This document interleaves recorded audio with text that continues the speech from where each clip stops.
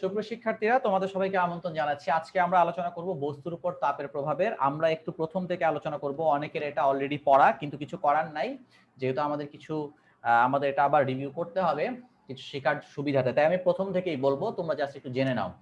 আমরা একদম প্রথম থেকে যে বিষয়টা নিয়ে আলোচনা করব সেটা হচ্ছে তাপ এবং তাপমাত্রা। তোমরা সবাই জানো তাপ জিনিসটা কি এবং তাপমাত্রা জিনিসটা কি। তাপ হচ্ছে এক প্রকার শক্তি যা আমাদের ঠান্ডা বা গরমের অনুভূতি জায়গায়, তাই না স্যার? আচ্ছা, এখন একটা জিনিস খেয়াল করো, তাপ আসলে কেন সৃষ্টি হয়। তাপ কেন সৃষ্টি হয়? ধারণা করা হয় বা বলা যায় আমাদের প্রত্যেকটা পদার্থই অসংখ্য ক্ষুদ্র ক্ষুদ্র কণা দ্বারা গঠিত, তাই না? এখন আসলে তাপ জিনিসটা হচ্ছে এই কণাসমূহের কম্পনের ফলে সৃষ্টি হয়। ঠিক আছে, কম্পনের ফলে সৃষ্টি হয়। অর্থাৎ ধরো কোনো আরেকটা উত্তপ্ত বস্তুর কাছাকাছি যখন আমরা এটাকে নিয়ে আসবো, দেখা যায় এর কণাগুলো কাঁপতে থাকবে। এই কম্পনটাই আসলে এক প্রকার গতিশক্তি। এই কম্পনের ফলে সৃষ্টি হয় তাপ শক্তি। ঠিক আছে, তাহলে একটা প্রশ্ন খুব বেশি আসে, তাপ শক্তিকে যদি নতুন করে আবিষ্কার করা না হতো তাহলে এটাকে কি নামে ডাকা হতো? তাপমাত্রা। কি নামে ডাকা হতো? গতিশক্তি। Very important objective. ঠিক আছে, খাতায় লিখে নাও। আসলে তাপ যদি শক্তি আকারে আবিষ্কার না হতো তাহলে গতিশক্তি হিসাবে আমরা এটা আলোচনা করতাম। কেননা প্রত্যেকটা পদার্থের ক্ষুদ্র ক্ষুদ্র অণু, এই যে কম্পন, এই কম্পনটার ফলেই আসলে তাপের সৃষ্টি হয়। এটাই এখন পর্যন্ত স্বীকৃত যে ধারণা আর কি। ঠিক আছে, এবার আসো তাপ। তাপের একক কি স্যার? যেহেতু প্রথম দিকে তাপকে আলাদাভাবে একটা জিনিস কল্পনা করা হতো। প্রথমে কল্পনা করা হতো যে কোনো একটা বস্তুতে অদৃশ্য এক প্রকার কণা আছে, যে কণার নাম ক্যালোরি। কি নাম বলতো? ক্যালোরি। এই ক্যালোরি নামক এক প্রকার কণা যখন কোনো বস্তুতে প্রবেশ করে তখন সেই বস্তুটা উত্তপ্ত হয়, অর্থাৎ তখন তাপ শক্তিকে আসলে প্রকাশ করা হতো ক্যালোরি এককে। কি এককে প্রকাশ করা হতো বলেন তো? ক্যালোরি এককে। এটা তোমরা এখনো বায়োলজিতে খাদ্য শক্তি হিসাবে তোমরা এখনো পড়ো। কিন্তু তখন কিছু কিছু সায়েন্টিস্ট এবং ব্যক্তি প্রশ্ন তুললেন। আপনার কথা মেনে নিলাম, যদি ক্যালোরি এক ধরনের ক্ষুদ্র ক্ষুদ্র কণা হয়ে থাকে, ক্ষুদ্র হোক আর যাই হোক, সামান্য পিঁপড়ারও একটা ভর আছে না স্যার? জি স্যার। এক বস্তা পিঁপড়া, একটা পিঁপড়ার ওজন ধরেন নগণ্য, এক বস্তা পিঁপড়ার ওজন কি হবে স্যার? এক বস্তা পিঁপড়ার তো একটা ওজন আছে, তাই না? এখন বলা হলো যদি একটা বস্তুর ভর হয় ধরেন কথার কথা 10 কেজি, ঠিক আছে, তাহলে এটা হচ্ছে নরমাল অবস্থায়। তাহলে একে যদি আমি উত্তপ্ত করি, উত্তপ্ত অবস্থায় তার ভর কি হওয়া উচিত? বেশি হওয়া উচিত না? কিন্তু তার মানে মুদি দোকানদাররা আমাদেরকে ঠকায়। না না না না না, ঠকায় না, মানে এটা দ্বারা বোঝা মানে যাচ্ছে যে প্রকার ওজন সহকারে আমাদেরকে জিনিসপাতি দেয় তাহলে তো ওজনে কম বেশি হয়ে যায়। না, এটা না, ভালো মতো বুঝো। এটা প্রথমে ধারণা করা হয়েছিল যে ক্যালোরি নামক কণা আসে। পরবর্তীতে বলা হলো যদি আসলেই ক্যালোরি নামক কিছু অস্তিত্ব থেকে থাকতো তাহলে উত্তপ্ত বস্তুর ভর বেশি হতো আর ঠান্ডা বস্তুর ভর কম হতো। কিন্তু বাস্তবে কি তা হয়? বাস্তবে তা হয় না। এটাই প্রমাণ করে ক্যালোরির ধারণাটা আসলে ভুল। ক্যালোরি মতবাদটা মেনে নেওয়া যায় না। কথাটা কি বুঝতে পেরেছো? Clear sir? এখন ক্যালোরির সংজ্ঞাটা কিভাবে দেওয়া হয়েছিল আগে জানো? আগে ক্যালোরির সংজ্ঞাটা দেওয়া হয়েছিল 1 গ্রাম পানি, 1 গ্রাম পানির তাপমাত্রা 1 ডিগ্রি সেলসিয়াস বৃদ্ধি করতে কি পরিমাণ তাপশক্তি লাগে? 1 ক্যালোরি। বুঝতে পেরেছো? Clear sir? 1 ক্যালোরি। পরবর্তীতে যখন তাপ এটাকে একটা শক্তিতে স্থান দেয়া হলো, আমরা জানি শক্তির একক কি বলতো? জুল। তখন তাপের নতুন একক কি হলো? জুল। কথাগুলো কি বুঝতে পারছো? আমার সাথে সাথে বুঝতে হবে।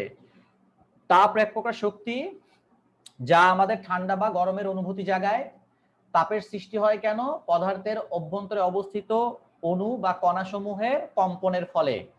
তার মানে কম্পন মানেই কি গতিশীলতা, অর্থাৎ তাপ শক্তি প্রকৃতপক্ষে গতিশক্তি মতোই। তাহলে কোনোভাবে যদি তাপকে আমি আলাদাভাবে শক্তি হিসাবে আবিষ্কার না করতাম তাহলে গতিশক্তির সাথে এটাকে আলোচনা করতাম। তাপের পুরাতন একক হচ্ছে ক্যালোরি, কারণ আগে ধারণা করা হতো ক্যালোরি নামক এক প্রকার ক্ষুদ্র ক্ষুদ্র কণা কোনো বস্তুতে প্রবেশ করলে সেই বস্তু উত্তপ্ত হয় বা তাপ লাভ করে, আর সেখান থেকে নির্গত হয়ে গেলে সে ঠান্ডা হয়ে যায় বা সেখান থেকে তাপ অপসারণ হয়। কিন্তু পরবর্তীতে খুব ছোট্ট একটা কনসেপ্ট থেকেই বোঝা গেল যে প্রকৃতপক্ষে ক্যালোরির এই মতবাদটা ঠিক নয়। তো ক্যালোরি নিয়ে যখন প্রথম দিকে আলোচনা করা হতো তো তখন 1 গ্রাম পানির তাপমাত্রা 1 ডিগ্রি সেলসিয়াস বৃদ্ধি করতে যে পরিমাণ তাপ শক্তি লাগতো তাকে 1 ক্যালোরি বলা হতো। পরবর্তীতে যখন শক্তির আরেকটা রূপ হিসাবে তাপ বলা হলো, তাহলে শক্তির একক যেহেতু জুল, তাহলে তাপের একক হবে জুল। তখন 1 ক্যালোরি সমান 4.2 জুল। কথাটা বুঝতে পেরেছেন? 4.2 জুল। ক্লিয়ার স্যার এরা? তাহলে বলেন তো আপনারা 1 গ্রাম পানির তাপমাত্রা বৃদ্ধি করতে 1 ডিগ্রি সেলসিয়াস বৃদ্ধি করতে আমার কত জুল লাগবে? 4.2 জুল। 4.2 জুল। কেন? কারণ স্যার আগে বলেছেন 1 ক্যালোরি লাগতো, তাহলে ওই 1 ক্যালোরি তো 4.2 জুল, তাহলে 4.2 জুল লাগবে। ধন্যবাদ। এবার মনে রাখবেন এই ক্যালোরির মতবাদ দিয়েছিলেন কাউন্ট রামফোর্ড। কে দিয়েছেন বলেন তো? Count Rumford. উনি বললেন এই এতক্ষণ যে ক্যালোরির মতবাদ উনি বলেন। উনি কিভাবে জানতে পারলেন? ওই যে কামানের যে নল, এই যে মাঝখানে তো ছিদ্র থাকে, এদিক দিয়েই তো গোলা নিক্ষিপ্ত হয়, তাই না স্যার? তো এটা যখন উনি তৈরি করতে যাচ্ছেন, ড্রিল করার সময় এখান থেকে লোহার টুকরা ক্ষুদ্র ক্ষুদ্র কণা যে ছিটকে পড়ছিল সেগুলো খুব উত্তপ্ত ছিল। উনি তখন চিন্তা করলেন যে এটা উত্তপ্ত হলো কেন, আগে তো উত্তপ্ত ছিল না, তার মানে এটার মধ্যে মনে হয় কোনো কারণে ক্যালোরি নামক এক প্রকার কণা। আসলে উনি মনে করেছেন কি কি হতে পারে, পরে চিন্তা করে তিনি বললেন যে এগুলো হতে পারে। ঠিক আছে, এবার আসো, তাপ যেহেতু স্যার এক প্রকার শক্তি, তাহলে কোন বস্তুতে কি পরিমাণ সরি তাপ দিলে নিশ্চয়ই সেই বস্তুটা আমার কি লাগবে? উত্তপ্ত, তার মানে গরম লাগবে, তাই না? আর যদি তাপ অপসারণ করে তাহলে ঠান্ডা লাগবে। এই যে গরম বা ঠান্ডা এই অবস্থা, এটা পরিমাপ করা হয় বস্তুর একটা তাপীয় অবস্থা দ্বারা। সেই অবস্থাকে বলা হয় তাপমাত্রা। কি বলা হয় বলতো? তাপমাত্রা। তাহলে তাপমাত্রা আসলে কি স্যার? তাপমাত্রা হচ্ছে কোনো বস্তুর তাপীয় অবস্থা। ঠিক আছে, তাহলে প্রথম কথা, তাপমাত্রা আসলে কি স্যার? কোন একটা বস্তুর তাপীয় অবস্থা। এই তাপমাত্রার সাহায্যে আমরা একটা জিনিস জানতে পারি। কি জানতে পারি স্যার? ধরো এটা একটা বস্তু, এটা আরেকটা বস্তু, এদেরকে যদি আমি সংস্পর্শে আনি এখন, তাহলে কি হবে স্যার? কোনো এক জায়গা থেকে আরেক জায়গায় তাপের প্রবাহ হবে। এখন তাপের প্রবাহ কোন দিক থেকে কোন দিক হবে স্যার? এ থেকে বিতে হবে না বি থেকে এতে হবে? স্যার যদি আমার এ বেশি উত্তপ্ত হয়, ঠিক আছে, অর্থাৎ এর যদি তাপমাত্রা বেশি থাকে তাহলে এ থেকে বিতে যাবে। কথাটা কি বুঝতে পেরেছো? যদি এর তাপমাত্রা বেশি থাকে, আর যদি স্যার আমার এর তাপমাত্রা বেশি না থেকে বি এর তাপমাত্রা বেশি হয়, তাহলে বি থেকে এর দিকে যাবে। মানে স্যার বেশি তাপমাত্রা থেকে কম তাপমাত্রার দিকে যাবে। হ্যাঁ, অর্থাৎ উচ্চ তাপমাত্রা থেকে নিম্ন তাপমাত্রার দিকে স্বাভাবিকভাবে তাপ শক্তির সঞ্চালন ঘটে। আমি স্বাভাবিকভাবে কথাটা উল্লেখ করেছি। তোমরা যখন ইন্টারমিডিয়েটে যাবা তখন ফিজিক্স সেকেন্ড পার্টের প্রথম অধ্যায় তাপগতিবিদ্যায় পাবা। তাপগতিবিদ্যার দ্বিতীয় সূত্রে বলা আছে তুমি চাইলে কি করতে পারো? তুমি চাইলেই নিম্ন তাপমাত্রা থেকে উচ্চ তাপমাত্রায় তাপ শক্তির প্রবাহ চালাতে পারো, কিন্তু এটার জন্য তোমাকে বাহির থেকে একটা কাজ করতে হবে। আচ্ছা, আমাদের একটা দেখো তো, আমাদের বাসায় ফ্রিজ আছে না স্যার? জি স্যার। স্যার ফ্রিজের অভ্যন্তর কি ঠান্ডা না? বলেন তো স্যার, ফ্রিজের অভ্যন্তর ঠান্ডা, তাহলে নিশ্চয়ই স্যার ফ্রিজের অভ্যন্তর যেহেতু ঠান্ডা আর বাহিরেরটা দিকটা গরম, তাহলে বাহিরের গরম ফ্রিজের ভিতরে প্রবেশ করার কথা না? জি স্যার। এখন তোমাদের অনেকেই এটার উত্তর দেয় স্যার প্রবেশ করতো যদি স্যার ফ্রিজের আমি ঢাকনাটা, আমি যদি স্যার যে ডোরটা যদি খুলে রাখি। আসলে ঠিক ব্যাপারটা তা না। ব্যাপারটা হচ্ছে যে এই হচ্ছে আমাদের ধরো ফ্রিজের ভিতরের অংশটা, প্রকোষ্ঠটা। এখন এখানে ফ্রিজের গায়ে তোমরা এটা দেখো না, এটা দেয়ালের ভিতরে ছিদ্র করা আর কি, ভিতরের দিকে একটা পাইপ আছে। এই পাইপে এক ধরনের পদার্থ আছে, এদেরকে বলা হয় ফ্রেয়ন, এদেরকে বলা হয় ফ্রেয়ন। এই ফ্রেয়নের সাহায্যে একটা কাজ করা হয়, ঠিক আছে? অনবরত সংকুচিত আর প্রসারিত করে, সংকুচিত আর প্রসারিত করে এই ভিতর থেকে তাপ তাপ বাহিরে বের করে নিয়ে আসা হয়। এখন একটা কথা বলো তো, এই যে ফ্রেয়নটাকে সংকোচন করলাম, প্রসারিত করলাম, এটা একটা কাজ না? বলেন স্যার, কাজ না? জি স্যার। আচ্ছা বলেন তো, কোনো কিছুকে যখন আপনি সংকুচিত করেন, তো সংকুচিত করতে গেলে স্বাভাবিক, বা আমরা সংকোচন করে সে লিকুইডে পরিণত হবে। এখন লিকুইডে পরিণত হলে সে সুপ্ত তাপ ছেড়ে দিবে, আর বাষ্পে পরিণত হলে সে সুপ্ত তাপ গ্রহণ করবে। তো এখানে যখন সে বাষ্প অবস্থায় আসে, এখান থেকে সে সুপ্ত তাপ গ্রহণ করে, সেটা কিন্তু কিসে পরিণত হয়ে যায়? লিকুইডে পরিণত হয়ে যায়। কথাটা বুঝতে পারছো? এখন ওই তাপটা নিয়ে যখন লিকুইডে হয়ে যায়, তখন সে কিন্তু একটু গরম হয়ে যায়। ফ্রিজের বাহিরের দিকে, পেছনের দিকে তোমরা একটা জালি দেখেছো? কালো রঙের বা বিভিন্ন রঙের দেখেছো? এই জালিটা দেখো নাই, তাই না? ফ্রিজের পেছনে। স্যার আমি দেখছি। হ্যাঁ, তোমরা ফ্রিজের পেছনে দেখবা একটা জালি আছে। এই জালিটা আসলে কি? এই যে স্যার, তাপ গ্রহণ করে আমার এই যে যে ফ্রেয়ন, এটা লিকুইড হয়ে গেল, সে একটু উত্তপ্ত, সে তখন কি করবে জানো? এখানে আসার সময় এই যে এই জালিকে তাপ দিয়ে আবার স্বাভাবিক তাপমাত্রায় চলে আসবে। দেন তোমরা দেখেছো যে এখানে একটা কম্প্রেসার, একটা কালো রঙের স্যার কেমন যেন একটা কালো বা সাদা একটা গোল কি যেন একটা জিনিস আছে, দেখেছো তোমরা? অনেকে দেখো নাই? ওটাকে বলা হয় কম্প্রেসার, ওটা একটা মোটর। তোমরা প্রায় প্রায় সময় দেখেছো না, ফ্রিজে হঠাৎ করে স্যার মনে হলো কি যেন একটা মানে মানে চলা শুরু করলো, তখন একটু ঘুম ঘুম ঘুম ঘুম একটা আওয়াজ আসে। জি স্যার। আসলে তখন কি অনেক সময় অফ করে অন করলে এরকম শব্দ হয়। এটাও হয়। অর্থাৎ এই যে বাইরে একটা কাজ করতে হয় না স্যার, এই কাজ করে হচ্ছে এই কম্প্রেসার, ঠিক আছে? এটা একটা মোটর। তাহলে আমরা কি বললাম স্যার? তাপমাত্রা কোথা থেকে কোথায় প্রবেশ, কোথা থেকে কোথায় যায় স্যার বলেন তো? উচ্চ তাপমাত্রা থেকে নিম্ন তাপমাত্রা। নিম্ন তাপমাত্রায়। কিন্তু নিম্ন তাপমাত্রা থেকে উচ্চ তাপমাত্রায় যদি নিতে চান, তাহলে আপনাকে বাহির থেকে একটা কাজ করতে হবে। কি করতে হবে বলতো? একটা কাজ করতে হবে। সেই কাজ না করলে হবে না। কিন্তু স্বাভাবিকভাবে এমনিতেই উচ্চ তাপমাত্রা থেকে কোন তাপমাত্রার দিকে? নিম্ন তাপমাত্রার দিকে তাপ শক্তির প্রবাহিত হয়। তাহলে স্যার, তাপমাত্রার সংজ্ঞায় কি আমি বলতে পারি, তাপমাত্রা হচ্ছে বস্তুর তাপীয় অবস্থা, যার সাহায্যে আমরা বুঝতে পারি ওই বস্তুটা অন্য কারো তাপীয় সংস্পর্শে এলে তাপ দিবে নাকি নিবে, তাই না স্যার? তাহলে সংজ্ঞাটা আমরা কি লিখতে পারি বলতো দেখি? আমরা সংজ্ঞাটা কি লিখতে পারি বলতো? সবাই কি দেখতে পাচ্ছ লেখা? তাপমাত্রা হচ্ছে কোন বস্তুর তাপীয় অবস্থা, যার সাহায্যে আমরা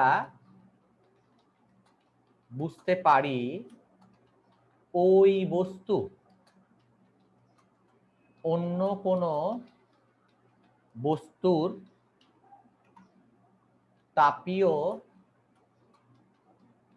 সংস্পর্শ, শুধু সংস্পর্শ বললে হয়, তাপীয় সংস্পর্শে, আচ্ছা, সংস্পর্শতে এলে তাপ দিবে নাকি নেবে। আশা করি বুঝতে পেরেছ। এই হচ্ছে আমার তাপমাত্রার সংজ্ঞা। তাপমাত্রা, তাপমাত্রার পরিমাপ করা হয় কিসের সাহায্যে বলতো? তাপমাত্রা পরিমাপ করা হয় থার্মোমিটার এর সাহায্যে, থার্মোমিটার দিয়ে। আর তাপ পরিমাপ করা হয়, বলেন? ফারেনহাইট স্কেল দিয়ে। এ কি বলে? ক্যালোরিমিটার। কতদিনই বললাম না যে তাপমাত্রা পরিমাপ করা হয় থার্মোমিটার দিয়ে, তাপ পরিমাপ করা হয় ক্যালোরিমিটার দিয়ে। এগুলো লিখে রাখেন স্যার, এগুলো লিখে রাখেন খাতায়। তাহলে আমরা কি বুঝতে পারলাম স্যার? তাপমাত্রা হচ্ছে কোন বস্তুর তাপীয় অবস্থা, যার সাহায্যে আমরা বুঝতে পারি ওই বস্তু অন্য কোনো বস্তুর তাপীয় সংস্পর্শতে এলে তাপ দিবে নাকি নিবে। আর তাপমাত্রা পরিমাপ করা হয় কিসের সাহায্যে? থার্মোমিটার দিয়ে। আর তাপ পরিমাপ করা হয় কিসের সাহায্যে? ক্যালোরি মিটার দিয়ে, ঠিক আছে। এবার আসো, তাপমাত্রা পরিমাপ করা থার্মোমিটারের বিভিন্ন স্কেল আছে, এর মধ্যে খুব বেশি প্রসিদ্ধ হচ্ছে ডিগ্রি সেলসিয়াস, তাই না? ডিগ্রি সেলসিয়াস আর ডিগ্রি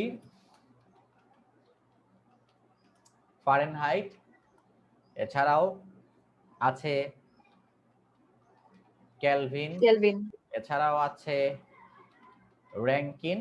এগুলো তোমাদের বইতে নাই, এগুলো এখন ব্যবহার হয় না, তবে উপরের এই তিনটা বেশি ব্যবহার হয়, তবে আমাদের বেশি ব্যবহার হয় সেলসিয়াস আর কেলভিন, ঠিক আছে। তাহলে র্যাঙ্কিনটা জাস্ট তোমরা জেনে রাখো, ঠিক আছে।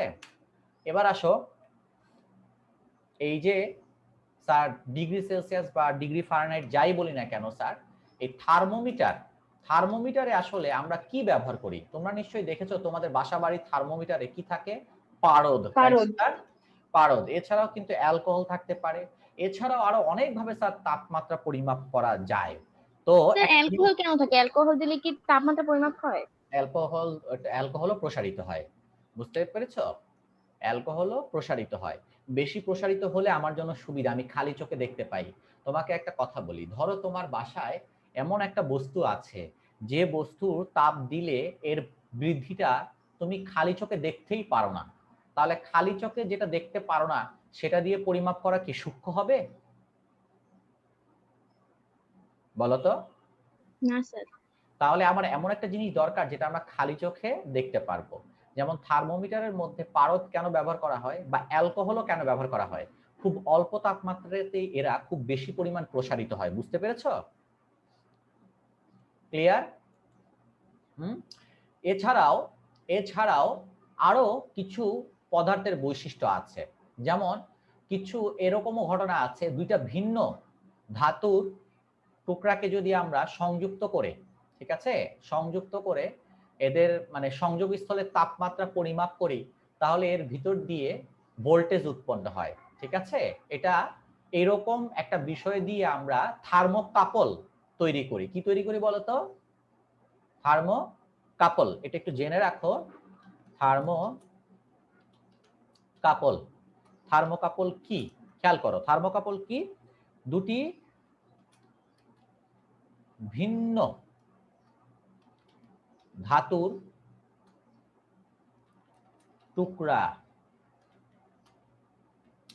টুকরার দুই সংযোগ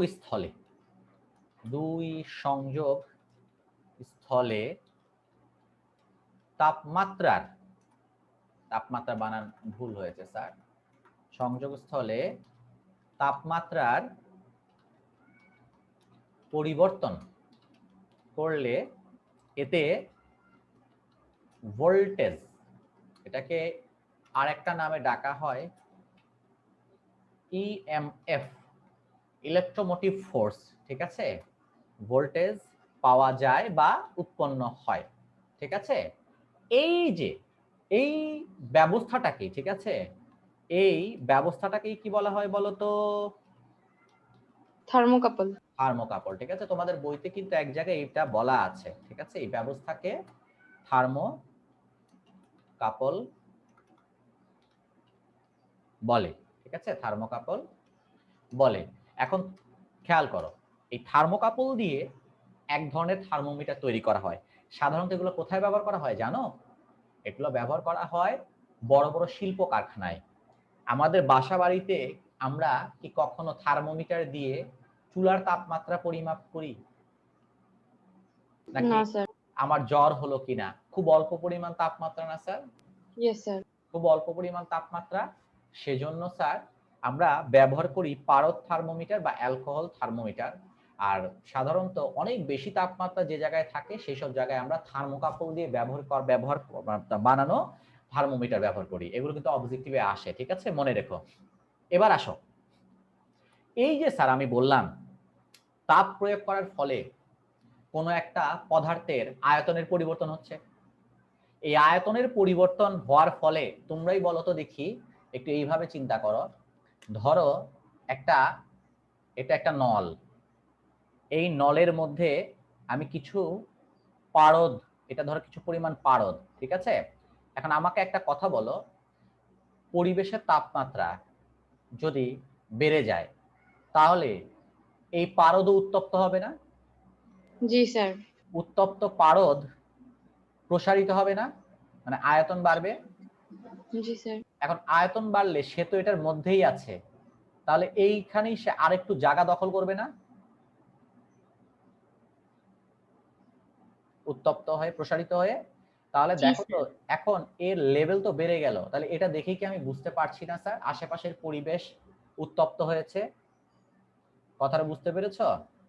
তাহলে এখানে পদার্থের একটা ধর্ম ব্যবহার করে এই ধর্মের পরিবর্তনের সাহায্যেই কি আমি তাপমাত্রা পরিমাপ করতে পারি না? জি স্যার। আবার এই যে বললাম থার্মোকাপল, ঠিক আছে, এই যে দুইটা সংযোগ স্থল, ঠিক আছে, এখানে ধরো কিছু এখানে ধরো আমি যদি বরফ রাখি আর এখানে যদি ধরো আমি মোমবাতি দিয়ে তাপ পরিমাপ করি, তাহলে তাপমাত্রা পরিবর্তন হলো। এখন যদি তুমি এটার মধ্যে স্যার একটা ভোল্ট মিটার সংযুক্ত করো, তাহলে দেখা যাবে যে এখানে কিছু পরিমাণ আমি কি পাবো বলো তো? আমি ভোল্টেজ পাবো। কথাটা বুঝতে পেরেছো? এই যে একটু আগে যে বললাম ইএমএফ, ইলেকট্রোমোটিভ ফোর্স। এখন দেখো তো এটাও যদি আমি পরিমাপ করি, এখন তোমরা একটা মজার জিনিস খেয়াল করো, তাপমাত্রা পার্থক্য যত বেশি হবে এই ভোল্টেজের পরিমাণটাও তত কি হবে? বেশি হবে। কথাটা কি বুঝতে পারছো? তাহলে স্যার আমি এই ভোল্টেজের পরিমাপ দিয়েও কি আমি কি করতে পারি? আমি তাপমাত্রা পরিমাপ করতে পারি। জি স্যার। সোজা কথা, কোনো একটা পদার্থের যে ধর্ম তাপের কারণে পরিবর্তন হয়, আর সেই ধর্মের পরিবর্তন পরিমাপ করে আবার কি পরিমাপ করা যায়? তাপমাত্রা পরিমাপ করা যায়। পদার্থের ওই ধর্মকে বলা হয় তাপমাত্রিক ধর্ম। কি ধর্ম বলা হয় বলেন তো? তাপমাত্রিক ধর্ম। কথাটা বুঝতে পেরেছেন? তাহলে এবার আসেন আমরা তাপমাত্রিক ধর্মের সংজ্ঞাটা একটু জেনে নেই, ঠিক আছে? তাপমাত্রিক ধর্মের সংজ্ঞাটা একটু জেনে নেই। তাপমাত্রিক ধর্ম, খেয়াল করো, তাপমাত্রিক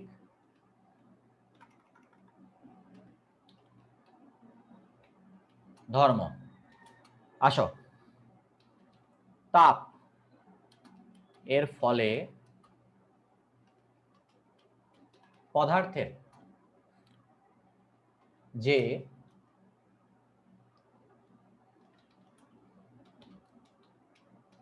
বৈশিষ্ট্যের পরিবর্তন হয় এবং ওই পরিবর্তন সূক্ষ্মভাবে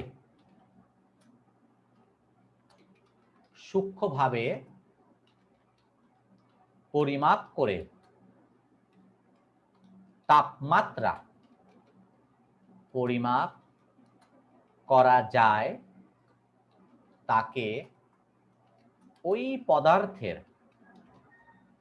পদার্থের কি বলে স্যার? তাপমাত্রিক ধর্ম বা তাপমিতিক ধর্মও বলে, ঠিক আছে? তোমাদের বইতে লেখা আছে তাপমাত্রিক। ক্লিয়ার? তাহলে একটা জিনিস খেয়াল করো তো স্যার, আমরা থার্মোমিটারে যখন আমরা যে দাগ কাটা ঘর, এই দাগ কাটা ঘর আসলে কি প্রকাশ করে স্যার? দাগ কাটা ঘর কি আসলে আয়তন কতটুকু বাড়ছে সেটা প্রকাশ করছে না? বলতো? আমাদের যে থার্মোমিটার, সবাইকে এটা কি বুঝতে পেরেছো এই সংজ্ঞাটা? জি স্যার। আচ্ছা, এখন সবাই একটা জিনিস খেয়াল করো, আমরা যে থার্মোমিটারের কথা বললাম, আমাদের যে থার্মোমিটার, সেই থার্মোমিটারের গায়ে যে দাগ কাটা থাকে, হ্যাঁ, তোমরা তো দেখেছো থার্মোমিটার স্যার কালো রঙের কি একটা যেন লাইন এটা উপরের দিকে উঠতে থাকে, কালো বা সিলভার কালার, সেটাই হচ্ছে স্যার পারদ। এখন তোমরা আমাকে বলো তো, পারদ যত বেশি প্রসারিত হবে ততই কি বেশি দাগ অতিক্রম করবে না? জি স্যার। আসলে দাগ অতিক্রম করা দিয়ে আমি কি পরিমাপ করি? কি কোন পরিবর্তন? ওই যে স্যার আয়তনের, না না না না, ভালো মতো বুঝো, আয়তনের পরিবর্তনটা আমরা পরিমাপ করি। কথাটা বুঝতে পেরেছো? এখন আসো, এই আয়তন কতটুকু পরিমাপ হলে কত ডিগ্রি সেলসিয়াস বা কত ডিগ্রি ফারেনহাইটের মানে হ্রাস বৃদ্ধি হচ্ছে সেইটা আমরা লিখে রাখি ওই দাগের কোনায় পাশে। এবার কি বুঝতে পেরেছো? ক্লিয়ার বিষয়টা? বলো তো রিদওয়ান। আমরা আসলে এখানে দেখি কি বলতো, আমরা কিন্তু আসলে ওখানে দেখি পদার্থের এই যে আয়তনটা যে পরিবর্তন হলো, এই আয়তনটার পরিবর্তন। কথাটা কি ক্লিয়ার? জি স্যার, বুঝছি। আর জি স্যার। ওই পরিবর্তন এর দাগের পাশে আমরা কি করি, এইটুকু আয়তন পরিবর্তন হলে কত ডিগ্রি ফারেনহাইট, আমাদের বাসা বাড়ির যেটা সেটা কিন্তু স্যার ফারেনহাইট। তোমরা কিন্তু কেউ ভুলেও বলবা না যে স্যার আমার 102 ডিগ্রি সেলসিয়াস জ্বর এসেছিল। আমরা কি বলি 102 ডিগ্রি সেলসিয়াস জ্বর? আমরা কি বলি বলতো? না স্যার, সেলসিয়াস বলি না। ডিগ্রি, 100 ডিগ্রি, এই ডিগ্রিটা আসলে হচ্ছে স্যার ফারেনহাইটে। মানব দেহের স্বাভাবিক সুস্থ স্বাভাবিক দেহের তাপমাত্রা 98.4 ডিগ্রি সেলসিয়াস। এখন যদি এটা একটু বেড়ে যায় 99 হয়ে যায়, এতেই কিন্তু আমাদের জ্বর চলে আসে। 100 হলে জ্বর বাড়লো 102, 103, এগুলো স্যার আরো বেশি জ্বর। কথাটা কি বুঝতে পেরেছো? তাহলে স্যার এই হচ্ছে আমাদের তাপমাত্রিক ধর্মের যে ব্যাখ্যাটা। তাহলে এবার আসো আমরা খুব দ্রুত আজকে প্রথমে যে বিষয়টা নিয়ে আলোচনা করব সেটা হচ্ছে স্যার বিভিন্ন প্রকার স্কেলের সম্পর্ক। বিশেষ করে আমাদের যেহেতু স্যার 3 প্রকার স্কেল, তাই এই 3 প্রকার স্কেল নিয়েই আমরা বেশি আলোচনা করব। খেয়াল করো, আমাদের পরিচিত যে 3 প্রকার স্কেল, এটা এখন সবাই একটু খেয়াল করো। এই যে স্কেল, স্যার আপনি কি ইচ্ছে করে বাঁকা আঁকতেছেন? ইচ্ছা করে বাঁকা ঠিক না, ওই যে ক্যামেরার কারণে একটু বাঁকা আসতে পারে। বাঁকা আসছে তোমাদের ওখানে? জি স্যার। আচ্ছা, এবার ঠিক হবে ইনশাআল্লাহ।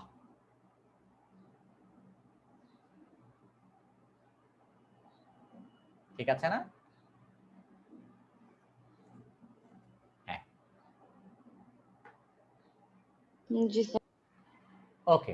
এবার খেয়াল করো, ধরো এটা হচ্ছে আমার সেলসিয়াস স্কেল, এটা হচ্ছে আমার ফারেনহাইট স্কেল, এটা হচ্ছে আমার কেলভিন স্কেল।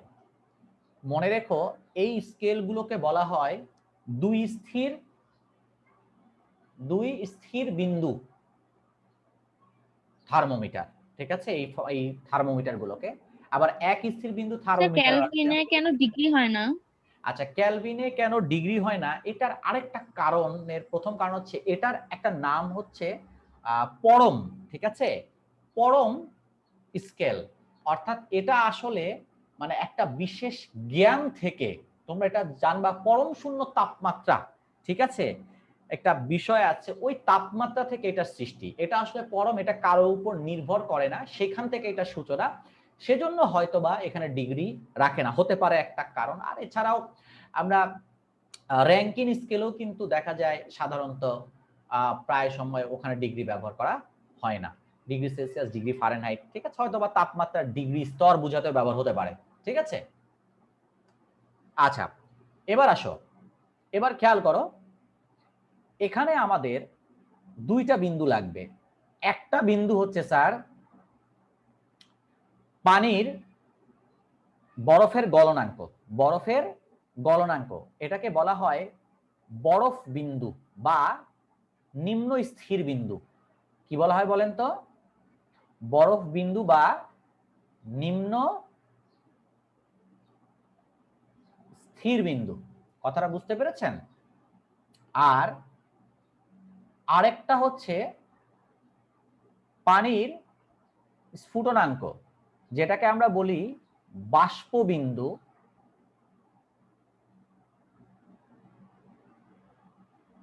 বা ঊর্ধ্ব স্থির বিন্দু। কথাটা বুঝতে পেরেছ? ক্লিয়ার?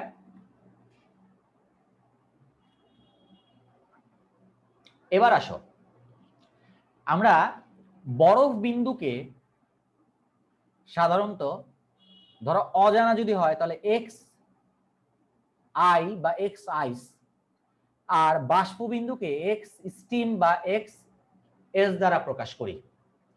এখন একটা জিনিস দেখো, আমার সেলসিয়াস হোক, ফারেনহাইট হোক আর কেলভিন হোক, এখন এখানে একটা মজার জিনিস তোমরা দেখবা, সেলসিয়াস হোক, ফারেনহাইট হোক আর কেলভিন হোক, যাই হোক না কেন, এখানে আমার সব জায়গায় আমি পারদ ব্যবহার করছি। কি ব্যবহার করছি বলতো?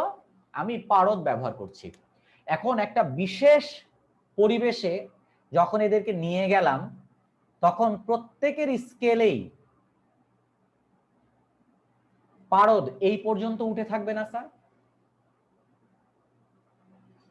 কারণ একই পারদ আমি 3 জায়গায় ব্যবহার করেছি, এদের আয়তনও সমান, সবকিছু সমান। এই যে নল আর কি, নল, আমি নল আঁকি নাই, তোমরা কি ধরে নাও যে এরকম আর কি ব্যাপারটা।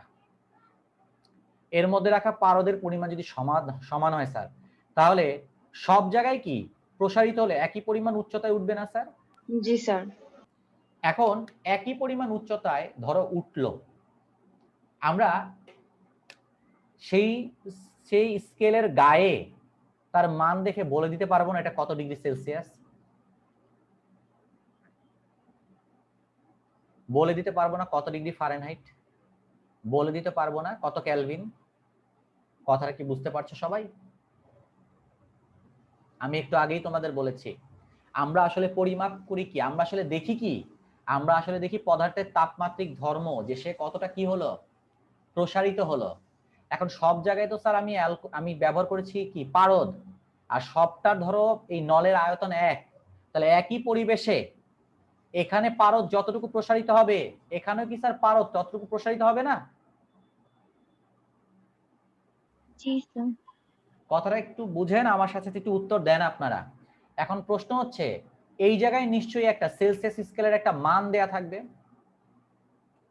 এখানে নিশ্চয়ই ফারেনহাইট স্কেলের, এই দাগে নিশ্চয়ই ফারেনহাইট স্কেলের একটা মান দেয়া থাকবে, এই পাশে নিশ্চয়ই স্যার কেলভিন স্কেলের একটা মান দেয়া থাকবে। আমি এই জায়গার মান দেখে বলে দিতে পারবো অত ডিগ্রি সেলসিয়াস, এই জায়গায় লেখা মান দেখে বলতে পারবো এত ফারেনহাইট, এই জায়গার মান দেখে বলতে পারবো এত কেলভিন। ক্লিয়ার স্যার আমার এই কথাটার সাথে? জি স্যার। এবার আসো, আমরা ধরে নিচ্ছি এই মানটা হচ্ছে স্যার অজানা একটা স্কেলে এক্স, অজানা একটা স্কেলে কি বলতো, এক্স।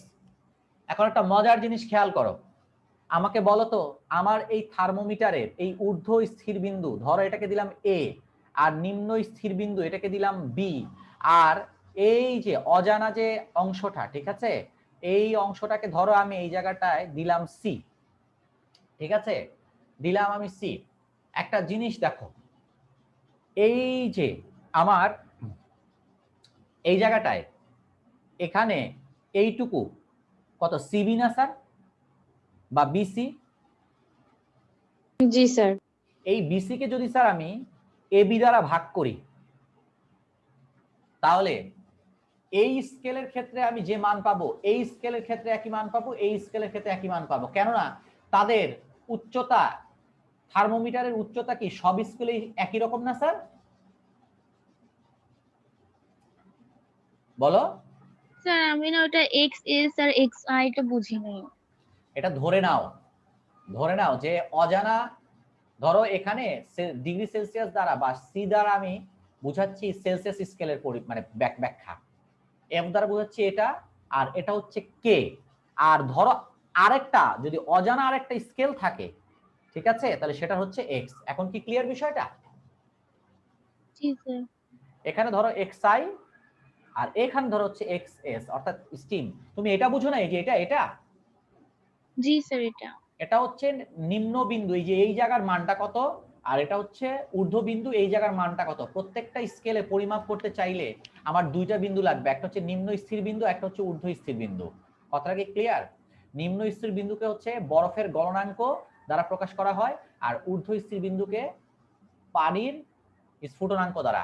এখন এক্স আই মানে এক্স আইস, আর এক্স স্টিম মানে এক্স এস। এখন কি বুঝতে পেরেছো? জি স্যার। এবার আসো, এবার সবাই একটু খেয়াল করো, এখানে একটা জিনিস খেয়াল করো, এই যে আমার এখানে আমি বিসি কে ভাগ দিলাম এবি দ্বারা, তাহলে একটা জিনিস আমরা দেখি, আমাদের সেলসিয়াস স্কেলে এই ঊর্ধ্ব স্থির বিন্দু কত জানো? 100। আর নিম্ন স্থির বিন্দু কত? 0 ডিগ্রি সেলসিয়াস। ঊর্ধ্ব স্থির বিন্দু কত স্যার বলেন তো? 100। আর নিম্ন স্থির বিন্দু 0 ডিগ্রি সেলসিয়াস। তাহলে আমি কি এই বিসি, দেখো তো এই বিসিটা আসলে কি? সি থেকে এই অংশ বিয়োগ দেই। আচ্ছা একটা কথা বলো তো, একটা স্কেলে আমরা দৈর্ঘ্য পরিমাপ করি কিভাবে? একটা একটা মিটার স্কেল দিয়ে আমরা যখন কোনো কিছু পরিমাপ করি, দেখো তো, ধরো এটা হচ্ছে 0 আর এখানে ধরো লেখা হচ্ছে 5। এখন তুমি যখন এটার সাথে এটাকে অ্যাড করো, এই এই যে এটাকে, এখন তুমি এটাকে 5 সেন্টিমিটার কেন বলেছো? কারণ স্যার আমার স্কেলে দাগ দেয়া 5 সেন্টিমিটারের সাথে এটা মিলে গিয়েছে। কিন্তু কত থেকে শুরু করেছে? 0 থেকে না স্যার? 0 থেকে না, এই পাশটা 0 থেকে শুরু হয়েছে না? রাইসা আমার সাথে একটু সিনক্রোনাইজ করো। এটা কি 0 থেকে শুরু হয়েছে না? কিন্তু যদি স্যার এটা 0 থেকে না হয়ে 1 থেকে নিতাম, তাহলে আমার এই মাথাটা কি 6 সেন্টিমিটারে এসে আটকাতো না? Yes sir.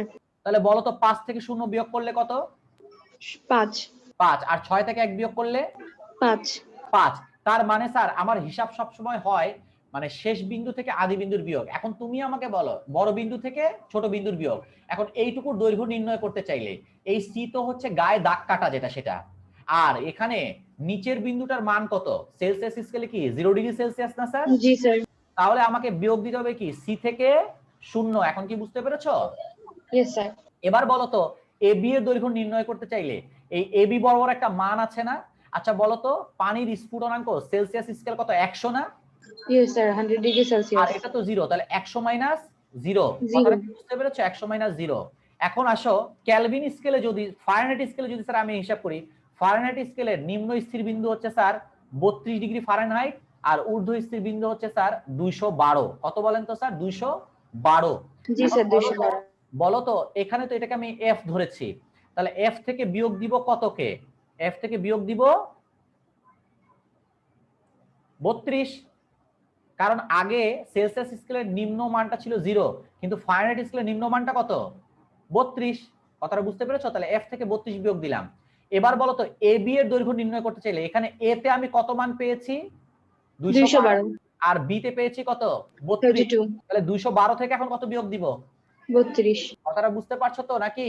তাহলে 212 থেকে আমি 32 বিয়োগ দিলাম। এবার আসো কেলভিন স্কেলের এই হিসাবটা কি রকম হবে বলো তো স্যার? কেলভিন স্কেলে মনে রেখো এটা হচ্ছে স্যার 273, আর একটু সূক্ষ্মভাবে করলে 273.15, আর এটা হচ্ছে 373.15। যদিও 15 হিসাবটা আমরা করি না, আমরা শব্দ অধ্যায় শিখেছিলাম মনে আছে, 15 নেই নাই, কিন্তু তারপরে এখানে যেহেতু দেয়া আছে কিছু করার নাই স্যার। এবার আসো তাহলে স্যার কে মাইনাস, কে হচ্ছে স্যার এই জায়গার মানটা, তাহলে কে মাইনাস কত? 273.15, আর নিচে হবে কত স্যার? 373.15 মাইনাস 273.15। এবার আসো স্যার প্রতি ক্ষেত্রেই এই অনুপাতটা কি সমান হবে না? কারণ সবার দৈর্ঘ্য কি এক না? তাই এখানে আমি সমান দিয়ে দিলাম। কথাটা কি বুঝতে পেরেছো? এখানে দিয়ে দিলাম সমান। এখন বলো সি থেকে 0 বিয়োগ করলে কত হয়? সি হচ্ছে, তাই না? আর 100 থেকে 0 বিয়োগ করলে 100। ঠিক আছে এই পর্যন্ত? এবার বলো 212 থেকে 32 বিয়োগ করলে কত? 180। 373.15 থেকে 273.15 বিয়োগ দিলে কত? 100। বুঝতে পেরেছো? এবার আসেন একটা মজার বিষয়। ধরেন ধরেন আপনি একটা স্কেল আবিষ্কার করেছেন, সেই স্কেলের ক্ষেত্রে সম্পর্কটা তাহলে কি হবে? আপনার স্কেলে নিশ্চয়ই স্যার একটা কি থাকবে? একটা ঊর্ধ্ব স্থির বিন্দু থাকবে, থাকবে না স্যার? বলেন, একটু উত্তর দেন। সেটাকে আমরা এক্স এক্স দ্বারা, আপনি যদি নতুন একটা থার্মোমিটার বানাতেই পারেন, অস্বাভাবিক কিছু না। আপনি ধরেন একটা ইন্ডাস্ট্রিতে আছেন, সেই ইন্ডাস্ট্রির পরিবেশের উপর ভিত্তি করে আপনি একটা স্কেল এরকম ধরেন একটা থার্মোমিটার বানাতে চাচ্ছেন, তাহলে সেখানে কি দুইটা এরকম বিন্দু থাকবে না? একটা হচ্ছে কি নিম্ন স্থির বিন্দু, আর একটা কি ঊর্ধ্ব স্থির বিন্দু। জি স্যার। এখন খেয়াল করো, এখন আপনার তৈরি যে স্কেলটা, সেই স্কেলের নিম্ন স্থির বিন্দুকে xi আর ঊর্ধ্ব স্থির বিন্দুকে আমি xx দ্বারা প্রকাশ করলাম, ঠিক আছে? এবার আসেন, আর যে কোনো তাপমাত্রাকে প্রকাশ করলাম x দ্বারা। তাহলে বলেন তো এই স্টাইল অনুসারে আপনার ক্ষেত্রে কি এরকম হবে না? x মাইনাস xi বা xi divided by x steam minus xi। দেখেন তো বুঝলেন কিনা? দেখেন তো এখানে জি আপনারা স্যার, যা বুঝতে করেছেন, পারছি। এই টেম্পারেচার থেকে এই মানটা বিয়োগ দিয়েছেন, ডিভাইডেড বাই এই উপরেরটা থেকে নিচেটা বিয়োগ দিয়েছেন না? দেখেন তো সেলসিয়াস স্কেলে আপনি সি থেকে এইটা বিয়োগ দিয়েছেন, এই যে সি থেকে এটা বিয়োগ 0। তারপর নিচে কি করেছেন? এই উপরেরটা থেকে নিচেটা বিয়োগ দিয়েছেন। অনুরূপভাবে এফ এ কি করেছেন বলেন তো? এই এফ থেকে 32 বিয়োগ দিয়েছেন, তারপর 212 থেকে আবার 32 বিয়োগ দিয়েছেন। ক্যালভিনে কি করেছেন বলেন তো স্যার? কে থেকে এটা বিয়োগ দিয়েছেন, ডিভাইডেড বাই এই উপরটা থেকে এটা বিয়োগ দিয়েছেন। কথাটা কি বুঝতে পারছো? আমার কথাটা কি সবাই বুঝতে পারছো? জি স্যার। ধন্যবাদ। এবার আসেন স্যার, কেন এই জিনিসটা আপনি দেখাচ্ছেন, আসেন কারণটা একটু বুঝে নেন। স্যার আপনাদের বইতে সেলসিয়াস ফারেনহাইট কেলভিন স্কেলের সম্পর্ক যখন দেখিয়েছে, তখন করেছে কি স্যার? লিখেছে C/5 F-32/9 equal K-273.15/5। Sir মনে রাখবেন, এই তিনটার মধ্যে যখন সম্পর্ক, তখন আপনি এটা করতে পারবেন, সমস্যা নাই। কিন্তু আপনাদের পরীক্ষায় অনেক সময় এরকম প্রশ্ন আসে। কিরকম প্রশ্ন?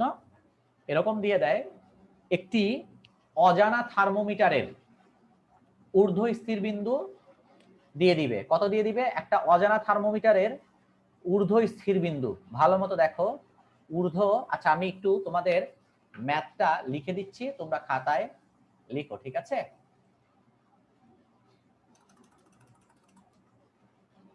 খেয়াল করো, একটি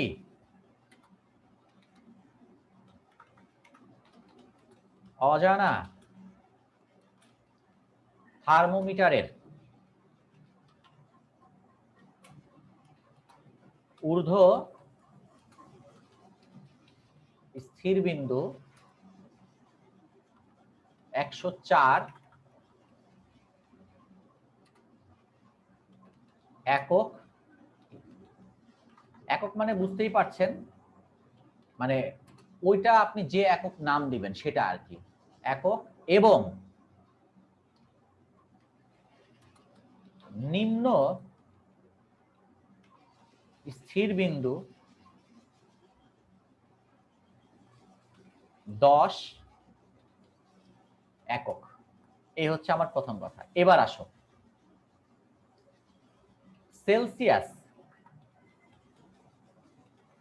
সেলসিয়াস স্কেলে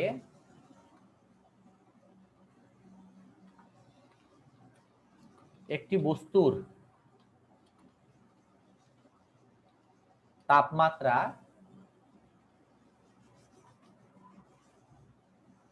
100। আচ্ছা, বস্তুর তাপমাত্রা কত দেয়া যায়? ধরো 60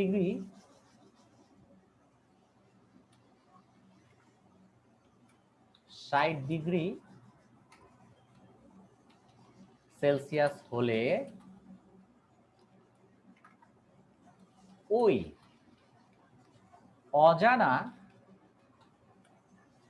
থার্মোমিটারে কত মান দেখাবে? প্রশ্নটা বুঝতে পেরেছো?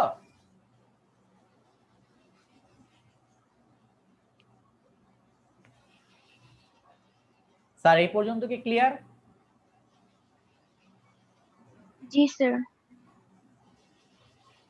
তাহলে আমাদের তিনটা জিনিস এখানে মনে রাখতে হচ্ছে। কি কি দেয়া আছে স্যার? একটি অজানা থার্মোমিটারের ঊর্ধ্ব স্থির বিন্দু 104, নিম্ন স্থির বিন্দু হচ্ছে 10 একক। সেলসিয়াস স্কেলে দেখা হচ্ছে 60 ডিগ্রি সেলসিয়াস। তাহলে ওই অজানা থার্মোমিটারে কত মান দেখাবে? আসো, এখন এখানেই একটা মজার বিষয়। তোমাদের মাথায় তোমাদের বইয়ে আছে এবং টিচাররাও এই জিনিসটাই তোমাদের বেশি পড়াবেন, কিন্তু আমি তোমাদের সবসময় বলি এটা কেবলমাত্র এই তিনটার মধ্যে সম্পর্ক বুঝাতে। কিন্তু যদি এখানে আরেকটা স্কেল বা অন্য কিছু যুক্ত হতো তাহলে কিন্তু এখানে 5 নয় 5 না হয়ে অন্য কিছু হতে পারতো। কিভাবে আসেন দেখেন, আপনারা বলেন তো, আমি যদি এদেরকে এখন 20 দ্বারা গুণ করি, 20 আর 100 কাটাকাটি করলে নিচে 5 আসে না? 20 আর 180 কাটাকাটি করলে নিচে 9 আসে না? জি স্যার। এই 20 দ্বারা গুণ করে এখানে 5 9 5 পেয়েছি। কথাটা কি বুঝতে পেরেছেন? এখন আসেন, এর সাথে এই যে আপনার অজানা থার্মোমিটার, আপনার অজানা থার্মোমিটারের এক্স আইস নিম্ন স্থির বিন্দু কত দেয়া আছে বলো তো? দেয়া আছে, বলো নিম্ন স্থির বিন্দু।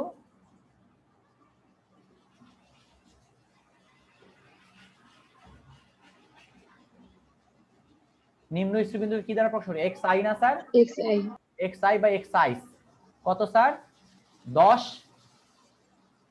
10 একক। এবার বলো তো ঊর্ধ্ব স্থির বিন্দু কত দেয়া আছে? এটাকে আমরা এক্স এস বা এক্স স্টিম যেভাবেই আপনি লেখেন না কেন, এক্স স্টিম। বলেন তো স্যার কত? 104 দেয়া আছে না?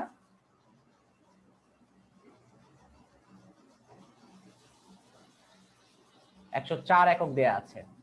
এখন আপনারাই আমাকে বলবেন আমাদের এখন সম্পর্ক সেলসিয়াস আর এই অজানাটার মধ্যে করতে হবে না? জি স্যার। তাহলে এখানে বাদ যাবে কারা কারা? ফারেনহাইট এই আর দুটো বাদ কেলভিন। যাবে। এখন আপনারা বলেন,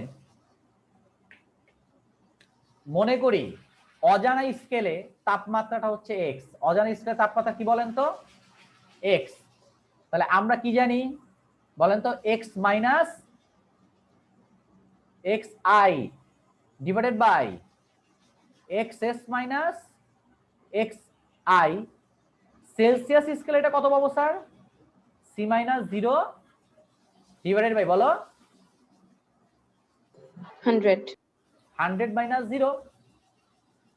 কথাটা বুঝতে পারছেন? এবার পরের লাইনে আমরা কি করলাম? পরের লাইনে আমরা লিখলাম এক্স। বলেন অজানা থার্মোমিটারের এক্স আই এর মান কত? বলেন 10 10 এক্স এক্স এর মান কত? 104 তাহলে 104 মাইনাস 10 ইকুয়াল সি বাই 100। এখন আপনারা আমাকে বলবেন 104 থেকে 10 বিয়োগ করলে 94 না স্যার? জি স্যার। তাহলে আমি কি পাচ্ছি? x minus 10 divided by 94 equal c by 100।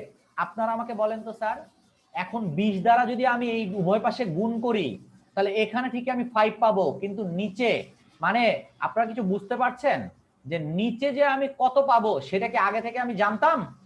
না স্যার। তাই এইটা না শিখে কেন এটা শিখতে বলি এখন বুঝতে পারছেন? আপনার প্রচলিত 3টা থার্মোমিটারের মধ্যেই স্যার 595 এর সম্পর্ক, কিন্তু এই 595 এসেছে কিভাবে স্যার? ওই থার্মোমিটারের ঊর্ধ্ব স্থির বিন্দু মাইনাস নিম্ন স্থির বিন্দু। নিম্ন স্থির বিন্দু। প্রথমে কি এখানে 5 ছিল নাকি 100 ছিল? 100 ছিল না? জি স্যার। 100 কিভাবে এসেছে? 100 মাইনাস 0 থেকে না? এখানে কি Yes, sir. 9 ছিল না 180 ছিল? 180 ছিল। 180 কিভাবে এসেছে? 212 থেকে 32 বিয়োগ করে।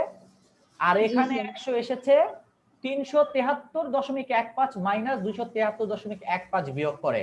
দেখো এখানেও 100 এসেছিল, এখানেও 100 এসেছিল, কিন্তু দুইটা কি একই ভাবে এসেছে নাকি দুইটার আলাদা আলাদা ঊর্ধ্ব স্থির বিন্দু আর নিম্ন স্থির বিন্দু ছিল? আলাদা আলাদা। জি স্যার, আলাদা আলাদা আলাদা আলাদা, কিন্তু হিসাব নিকাশ করার পর এই ফিগার। স্যার অজানাটার সাথে হিসাব নিকাশ করেই আপনাকে আসতে হবে। আপনাদের বইতে এই 3টা বেশি দেয়া আছে, কিন্তু পরীক্ষায় ওই প্রশ্নটা বেশি আসে।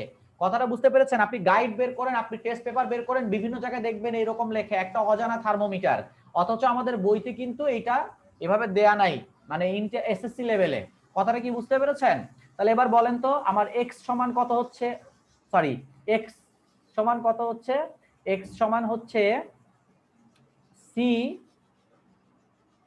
94 c ডিভাইডেড বাই 100 প্লাস 10। এখন আপনারা বলবেন সেলসিয়াস স্কেলে ওই বস্তুর তাপমাত্রা কত ছিল? 60 ডিগ্রি সেলসিয়াস, তাই না জি স্যার? স্যার। প্রশ্ন করেছে অজানা থার্মোমিটারে কত, তার মানে স্যার সি দেয়া আছে কত? 60, তাই না? 60 আর x সমান হোয়াট। তাহলে এবার এটা করে ফেললেই কি আমার অ্যানসারটা বের হয়ে যাচ্ছে না? তাহলে একটা কোশ্চেন ছিল স্যার, এই প্লাস 100টা আবার কই থেকে আসলো? প্লাস 100 না 10 স্যার, হবে না? 10 স্যার, থ্যাংক ইউ, প্লাস 10 হবে, থ্যাংক ইউ।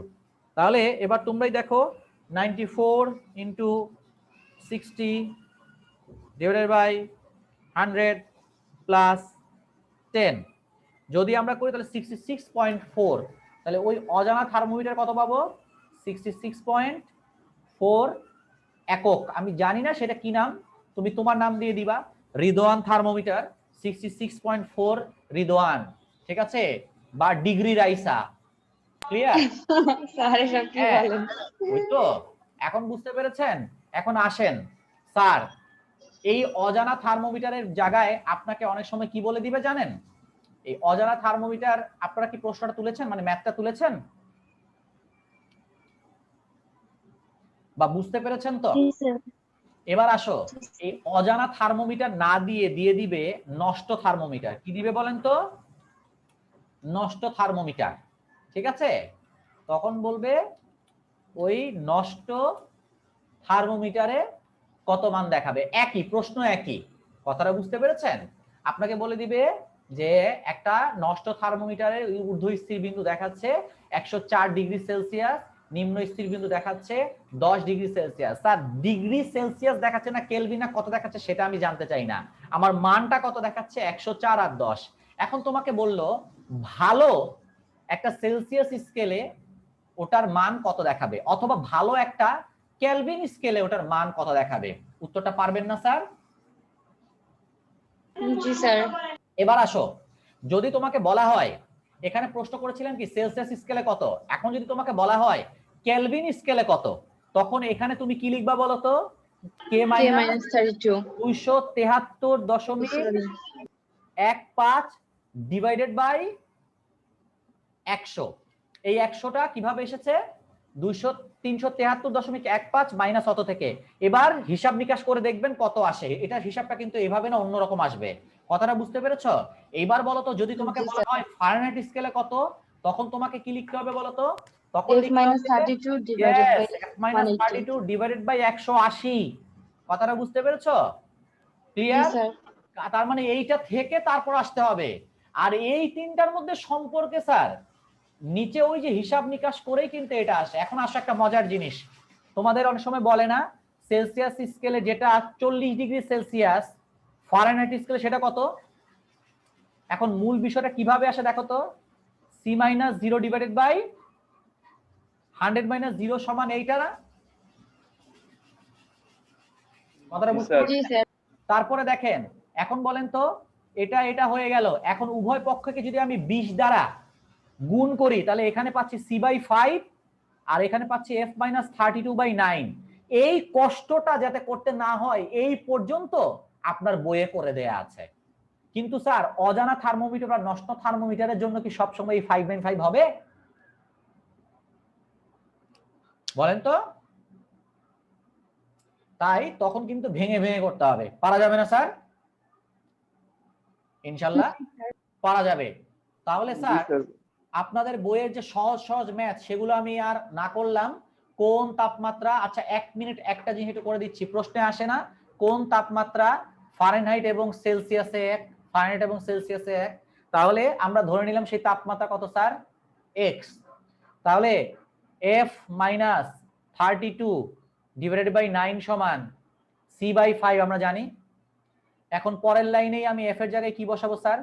x বসাবো, এখানে x বসাবো। এবার বজ্র গুণন করলে 5x মাইনাস 160 সমান 9x, এই তো নাকি স্যার? তারপর স্যার এক পাশে যদি চলে আসে তাহলে এক পাশে চলে আসলে কি হবে বলেন তো? এক পাশে চলে আসলে হবে 4x ইকুয়াল -180, সুতরাং x সমান -40 ডিগ্রি, তাই না? -40 ডিগ্রি, 40 খালি আমরা লিখি, এখানে আর এটা একক লিখতে হবে না। তাহলে x এর মান -40, তাহলে -40 ডিগ্রি ফারেনহাইট এবং -40 ডিগ্রি সেলসিয়াস, অর্থাৎ উভয় স্কেলে একই মান দেখাবে। ক্লিয়ার? এখন যদি আপনাকে বলা হয়, আপনাকে যখন বলা হয় ফারেনহাইট আর কেলভিন, তখন এই দুটার মধ্যে সম্পর্ক স্থাপন করে ওই দুই জায়গায় x বসায় দিবেন, তারপর x এর মানটা নির্ণয় করবেন। আশা করি আপনারা পারবেন। তাহলে স্যার আজকে নতুন কিছু শিখতে পারলেন বলেন তো দেখি? জি স্যার, পারলাম। তাই রিভিউ মানেই হচ্ছে নতুন কিছু শেখা এবং উচ্চতর জ্ঞান লাভ করা। আশা করি সবাই বুঝতে পেরেছেন। তাহলে আজ এই পর্যন্তই থাকলো। সবাই ভালো থাকবেন, সুস্থ থাকবেন। স্যার আগামী বৃহস্পতিবার আবার ক্লাস শুরু